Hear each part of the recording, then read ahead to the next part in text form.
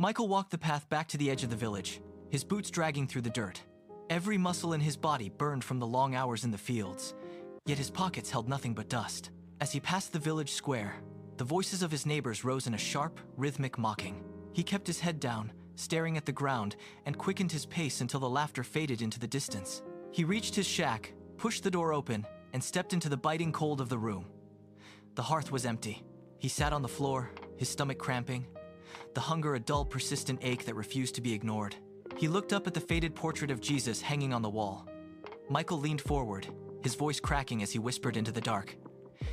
"Jesus, when will this end?" The walls did not answer. The silence of the room pressed against his ears, heavy and absolute. The morning brought no relief, only a sky that bruised into a deep, sickly purple.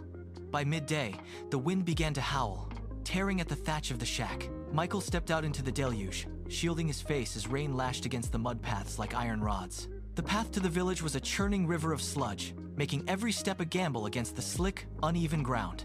He fought his way forward, his body bent against the gale, his hunger now a sharp, biting ache that mirrored the cold. As he neared the stone bridge, a flash of lightning illuminated the bank. He stopped, squinting through the curtain of water. A figure lay slumped against the base of the wall, motionless. Michael scrambled down the embankment, his boots sliding, and reached the man. It was an old man, his frame thin and brittle. He was shivering with such force that his teeth clicked audibly against each other. His skin was gray, his eyes rolled back, clouded with the haze of total exhaustion. Michael knelt in the mud, his own exhaustion forgotten. Michael's hand went to his pocket, fingers brushing against the rough, dry crust of his only possession. It was a single piece of bread, saved from the morning, the only thing standing between him and the gnawing void in his stomach. He looked down at the old man, whose skin was turning a translucent, waxy white under the relentless rain.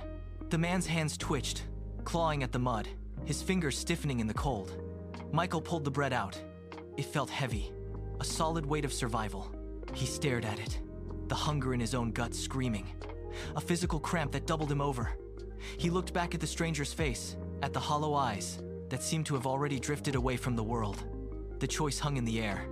He did not hesitate. He pressed the bread into the man's trembling palm, closing the stranger's fingers over the dry crust. Then, Michael shifted his position, turning his back to the wind. He hunched over, creating a wall of his own body, to block the freezing rain. He held him there, steady and firm, refusing to move even as his own limbs began to go numb. The storm raged. The next morning, the silence of the shack was broken by the sharp clatter of iron-rimmed wheels on the path. A merchant's carriage pulled to a halt outside the door. The man stepped down, clutching a sealed letter, his eyes scanning the structure with a look of quiet purpose. He needed a foreman for his warehouse, and he had heard of Michael's reputation for honesty in the fields. The offer was a wage that felt like a fortune, a sudden shift that turned the village whispers into murmurs of respect. Within months, the shack was gone, replaced by a sturdy cottage. Yet, the true change came in the dead of night.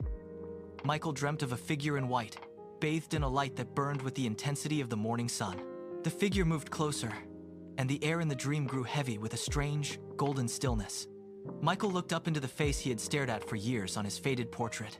The figure smiled, and the expression was not of a distant deity, but of a man who knew the weight of mud and the bite of hunger. "Michael." The voice echoed, vibrating through his very bones. "The day you gave your last piece of bread, you were feeding me." The light expanded, blinding and absolute, before he snapped awake in the dark. Michael sat up. The room was not cold. A strange, lingering warmth clung to the air, as if the sun had just set within his own walls. He pressed his palms against his chest, feeling the steady rhythm of his heart.